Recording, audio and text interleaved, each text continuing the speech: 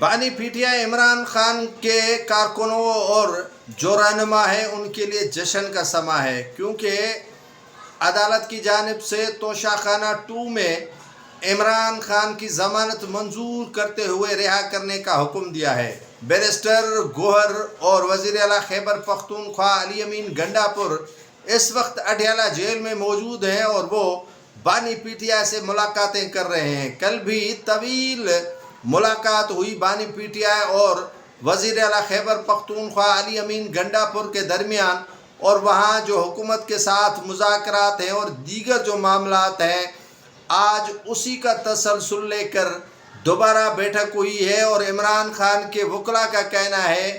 کہ اگر فیصل چودھری اور دیگر جو کہتے ہیں کہ عمران خان نے انہیں کہا ہے کہ اگر مذاکرات حکومت کے ساتھ کامیاب ہو جاتے ہیں اور انہیں رہائی مل جاتی ہے تو پھر آپ دھرنے کو ملتوی کریں اور ہر جگہ پر آ جا کر جشن منائیں،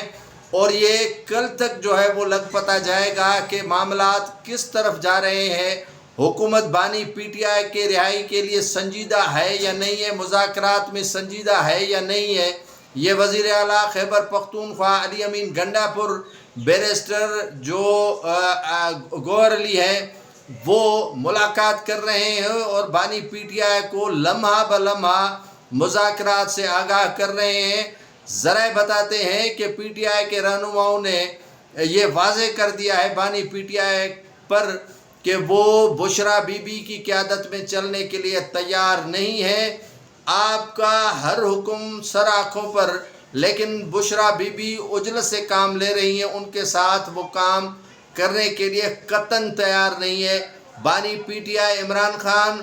اور اڈیالہ جیل کے اندر وزیر اعلیٰ خیبر پختونخوا اور بیرسٹر